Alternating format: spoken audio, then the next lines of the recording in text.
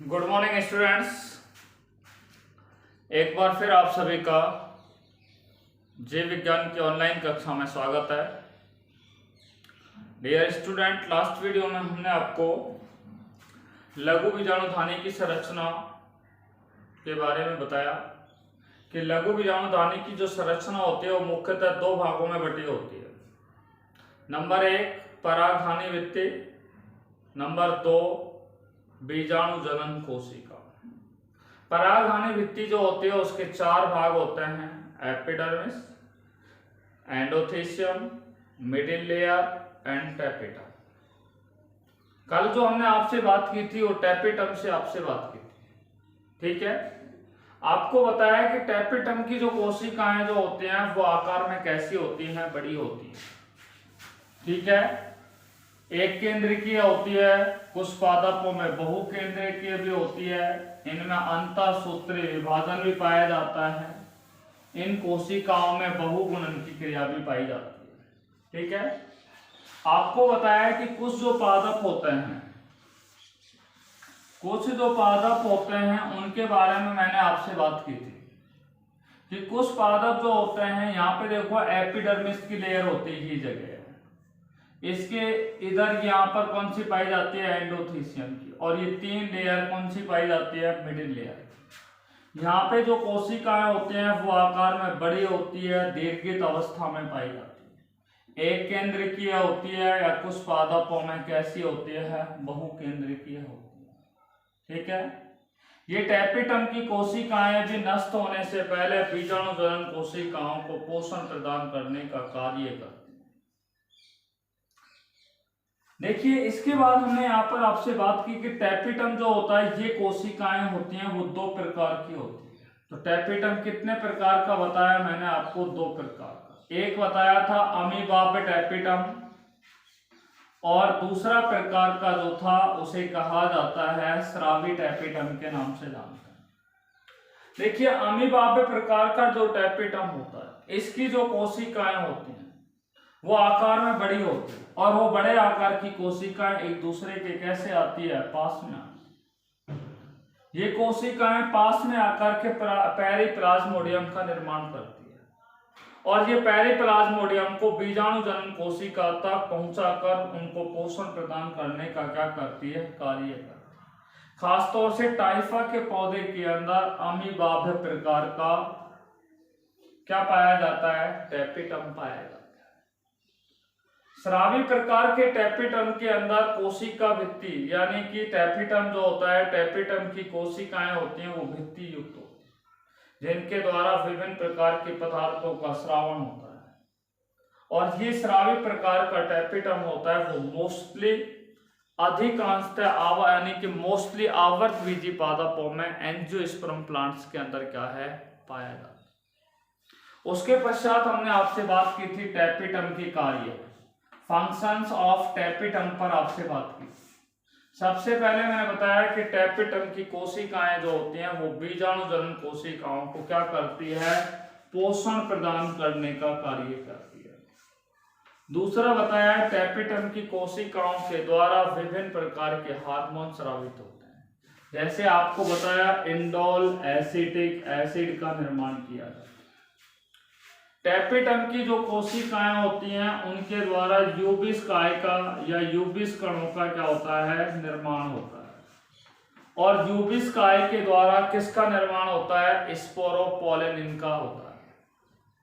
यूबिस काय के द्वारा किसका निर्माण होता है, स्पोरोपोलिन का होता है, और स्पोरोपोलिन जो होता है वो पराग कणों के, स्पोरोपोलिन जो होता है वो पराग कण जो होते हैं, ठीक है। स्पोरोपोलिन एक प्रकार का रासायनिक पदार्थ जो होता है, ये पराग कणों के बाह्य चोल के निर्माण की क्रिया में क्या होता है, सहायक होते हैं, ठीक है। देखिए, चौथा मैंने आपको बताया है कि जो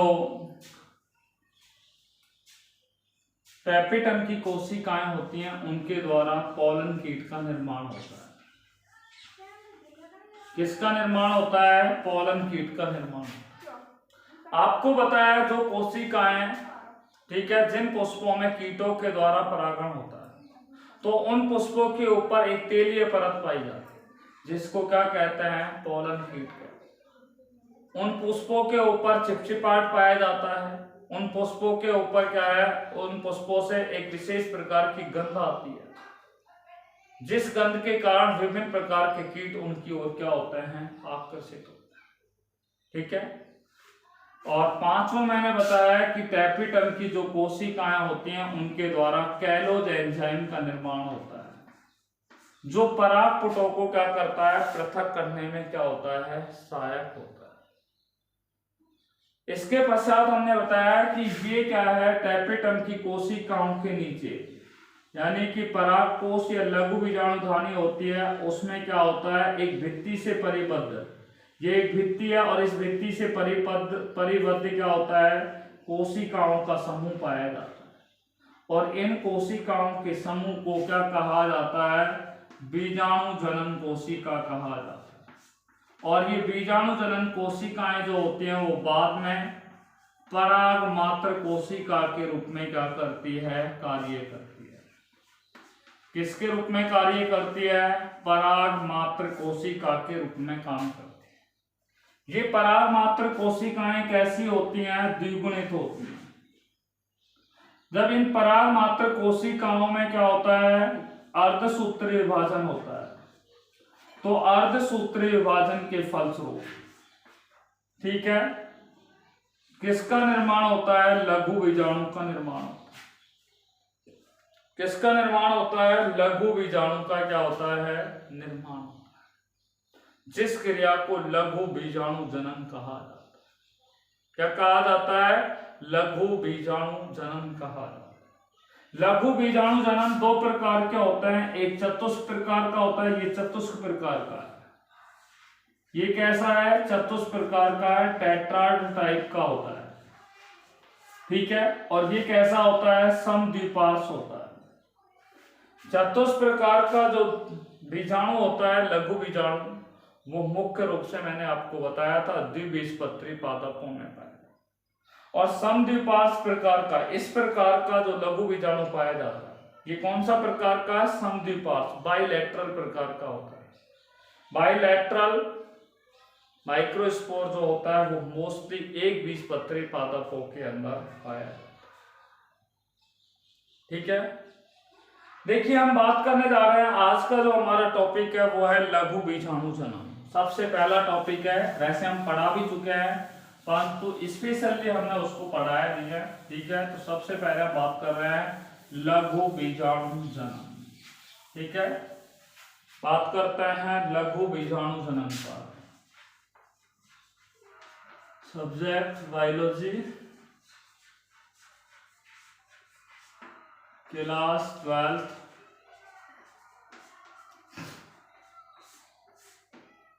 लेसन 2nd, सेक्सुअल रिप्रोडक्शन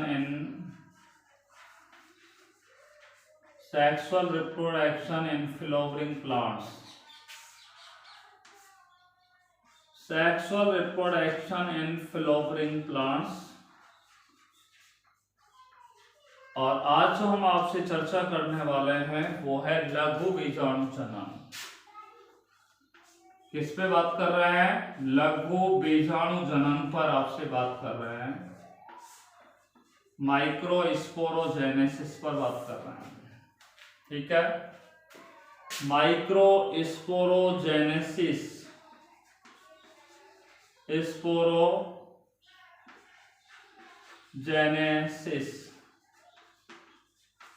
देखो नाम से स्पष्ट है, लघु बीजाणु, और जनन का अर्थ होता है निर्माण। लघु बीजाणु के निर्माण की क्रिया को क्या कहा जाता है, लघु बीजाणु जनन कहा जाता है। इंग्लिश में देखा जाए तो स्पोरोजेनेसिस दो शब्दों से मिलकर के बना है, माइक्रोस्पोरो प्लस जेनेसिस।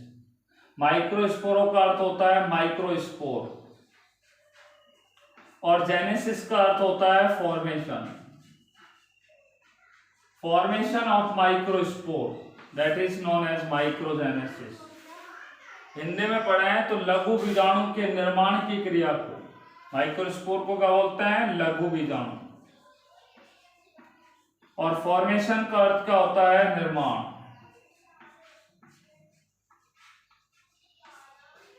लघु बीजाणु के निर्माण की क्रिया को क्या कहा जाता है? माइक्रोस्पोरोजेनेसिस कहा जाता है। क्या कहा जाता है? माइक्रोस्पोरोजेनेसिस इसे कहा जाता है। ठीक है, अब इसकी हम स्पेसिफिक परिभाषा देने जा रहे हैं। देखो, हम बता दें, लघु बीजाणु होती है, ठीक है, लघु बीजाणुधानी होती है।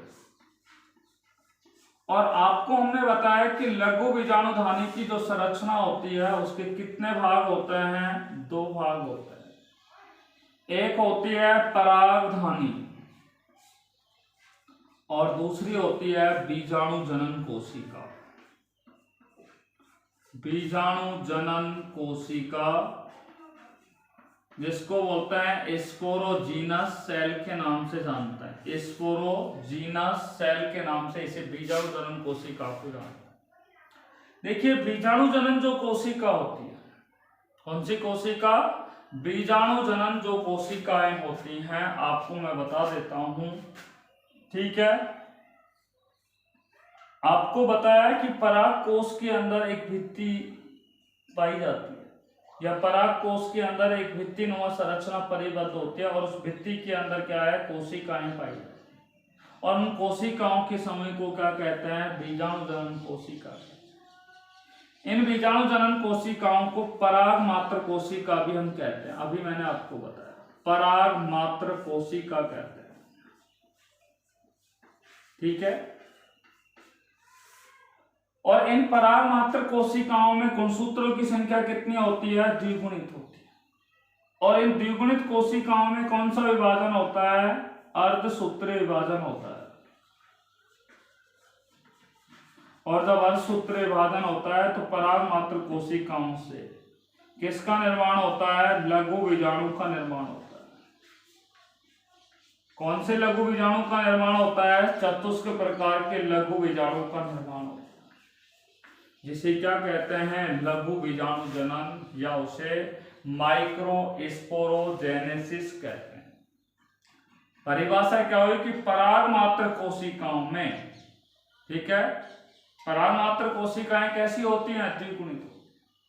और उनमें जब अर्धसूत्रीय विभाजन होता है तो किसका निर्माण होता है? लघु बीजाणु। लघु बीजाणु कैसे होते हैं? अगुणित होते हैं। परिभाषा क्या हुई लघु बीजाणु जनन की? पराग मात्र कोशिकाओं में अर्धसूत्रीय विभाजन के फलस्वरूप लघु बीजाणु के निर्माण की क्रिया को लघु बीजाणु जनन कहते हैं। ठीक है, लघु बीजाणु आपको बताया मैंने कि द्विबीजपत्री पादपों में लघु बीजाणु इस प्रकार का होता है।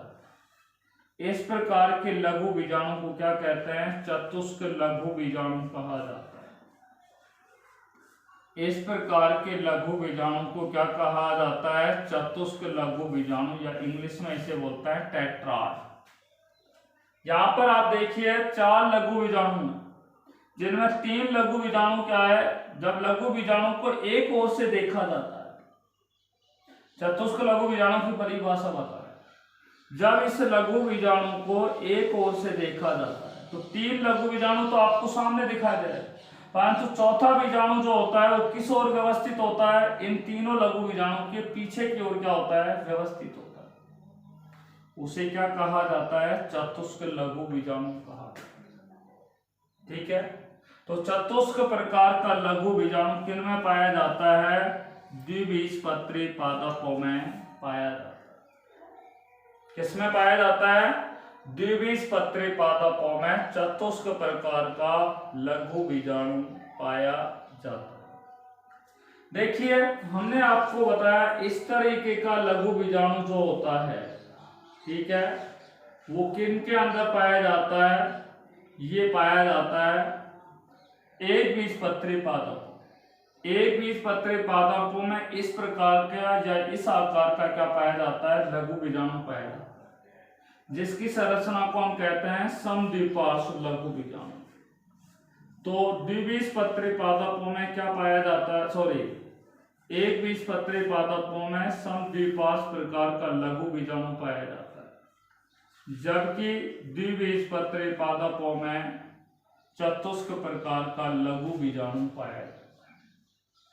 तो हमने आपसे बात कर ली है लघु बीजाणु किसे कहते हैं। तो सिंपल परिभाषा हो गई कि लघु बीजाणु जनन किसे कहते हैं। तो लघु बीजाणु के निर्माण की क्रिया को क्या कहा जाता है, लघु बीजाणु जनन कहा जाता है।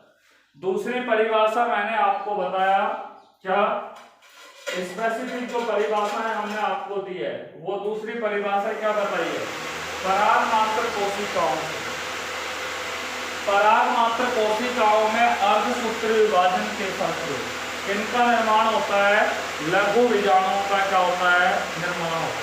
इनका निर्माण होता है लघु बीजाणुओं का निर्माण, जिसे क्या कहा जाता है, जिसे क्या कहा जाता है, लघु बीजाणु जनन कहा जाता है। ठीक है, आपको ये बता दिया एक बीजपत्री पादपों में लघु बीजाणु कैसे होते हैं, द्विबीजपत्री पादपों में लघु बीजाणु किस प्रकार से। देखो SPADAC एक कुल होता है, SPADAC कुल के एक पादप होते हैं, SPADAC कुल के पादप होते हैं, जिनके अंदर आता है आप, जिसको हम बोलते हैं कैलाटॉपिस।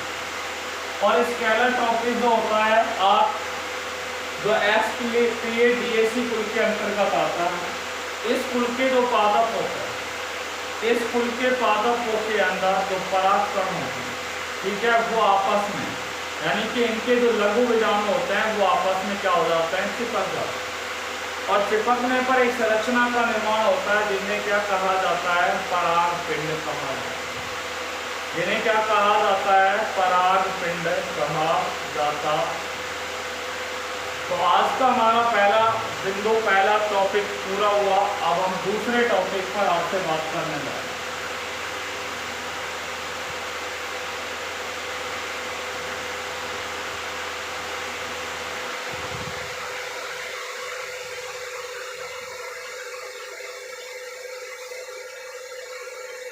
दूसरा है हमारा टॉपिक सेकंड, और वो है परागकोश का स्फुटन। परागकोश का स्फुटन, ठीक है, देखो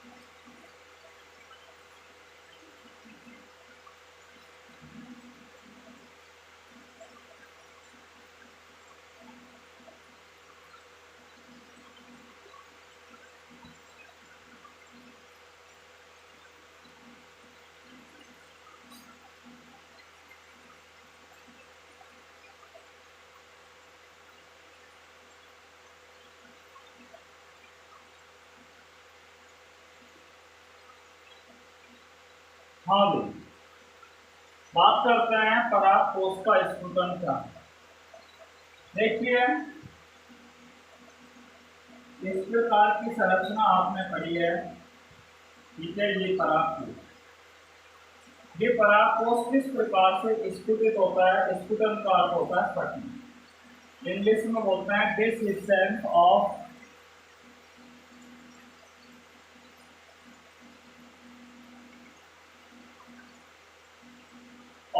पॉलन सेल, परागकोश का स्फुटन। तो आपको बताया परागकोश जब क्या हो जाता है? परिपक्व हो जाता है। परागकोश पूर्ण रूप से परिवर्धित हो जाता है। तो परागकोश के पूर्ण रूप से परिवर्तित होने पर परागकोश की जो भित्तियां होती हैं वो फट जाती है, और परागकोश की भित्ति फटने पर परागकण क्या है? परागकण जो होते हैं वो बाहर निकल जाते हैं, मुक्त हो जाते हैं। जिस क्रिया को क्या कहते हैं? परागकोश का स्फुटन। क्या कहते हैं? परागकोश का स्फुटन। परिभाषा क्या हुई कि परिपक्व परागकोश की भित्तियों के फटने की क्रिया को क्या कहा जाता है? परागकोश स्फुटन कहा जाता है।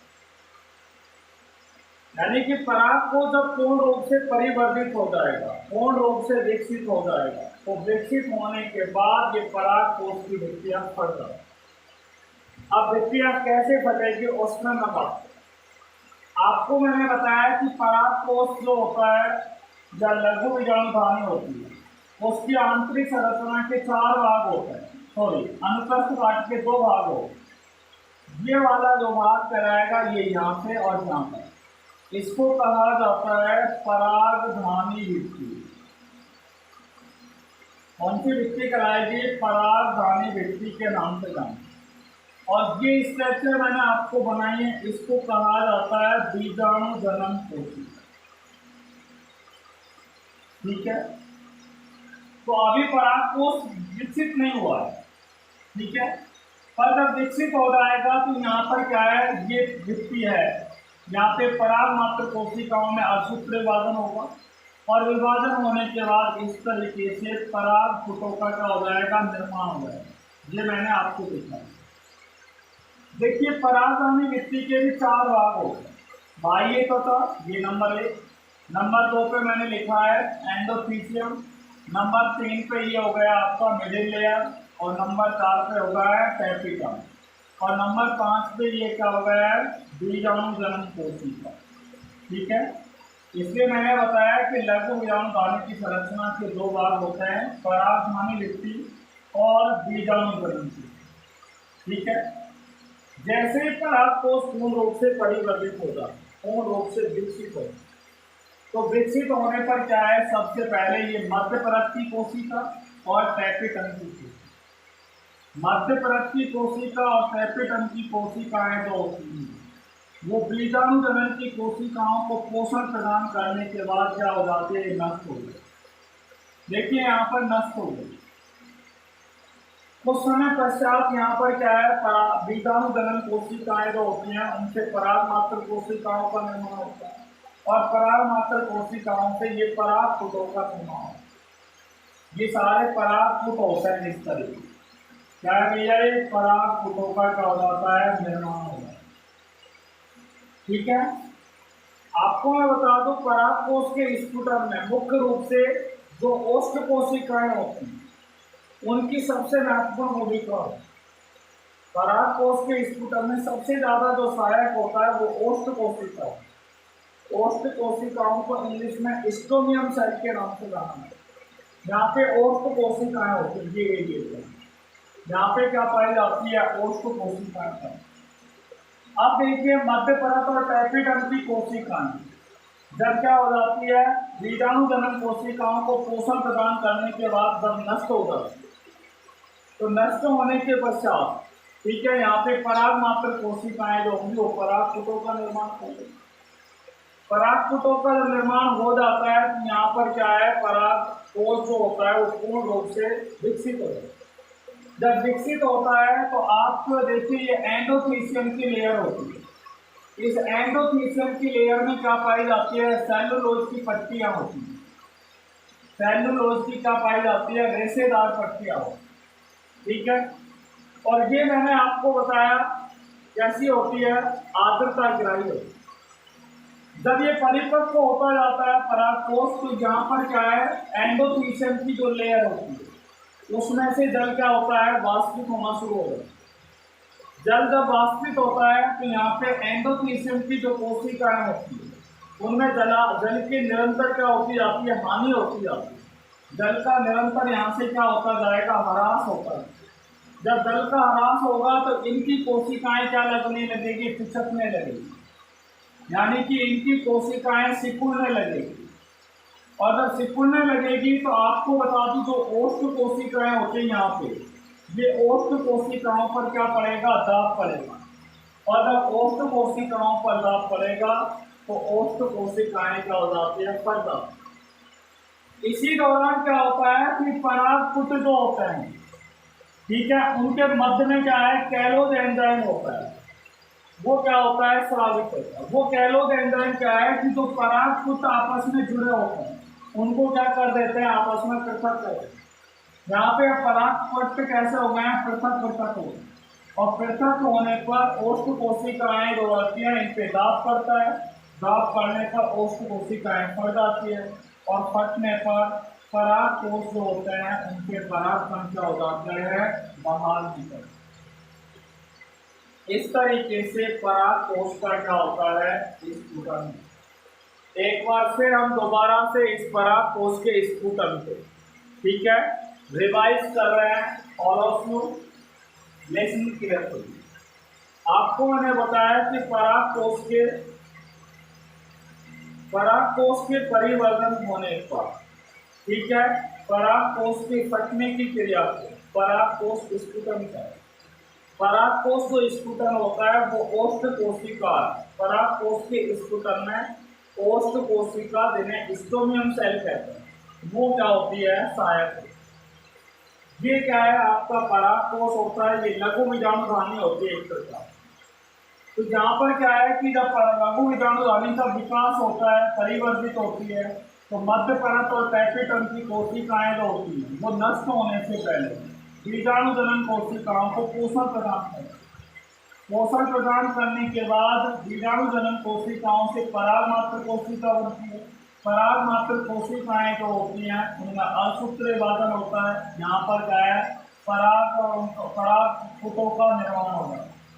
वो परागपुट जो होता है वो एक कैलोज की परत से क्या होता है? जुड़े हुए होते हैं, चिपके हुए होते हैं। तो यहाँ पर क्या है कि जैसे ही परागकोश का परिवर्तन होता है तो एंडोथीलियम जो होता है, इस एंडोथीलियम के अंदर क्या पाई जाती है? सेलुलोज की रेशेदार पट्टियां। और इनसे अब क्या है? जल की हानि होने लगती है, जल बाहर निकलने लग जाता है, जल वाष्पित होने लगा। जब जल वाष्पित होगा तो एपिडर्मिस के आसपास जो ओष्ठ कोशिकाएं होती हैं वो क्या है? सिकुड़ने लगी। और जब वो कोशिकाएं सिकुड़ती हैं तो ओष्ठ कोशिकाओं पर दाब पड़ता है, और दाब पड़ता है तो ओष्ठ कोशिकाएं गायब पड़ जाती है। इसी दौरान क्या होता है? कैलोज एंजाइम क्या होता है? स्रावित होता है। और वो कैलोज एंजाइम की परागपुट जो आपस में चिपके हुए होते हैं उनको क्या कर देते हैं? अलग अलग कर देते हैं, पृथक पृथक। और जब पृथक हो जाते हैं तो परागकण जो होते हैं वो परागकोश से बाहर निकलते हैं। और निकल करके, ठीक है, चाहे विभिन्न माध्यमों के द्वारा मादा की दायां की वृद्धि कागज पर क्या हो जाता है? स्थानांतरित। इस तरीके से परागकोश का क्या होता है? स्फुटन। ठीक है डियर स्टूडेंट, यदि आपको परागकोश के स्फुटन में किसी प्रकार की समस्या हो तो कांटेक्ट करके आप हमसे पूछ सकते हैं। ठीक है, नेक्स्ट वीडियो में जो हम आपसे बात करेंगे वो परागकण या लघु बीजाणु या नर युग्मकोद्भिद की संरचना पर आपसे बात करें।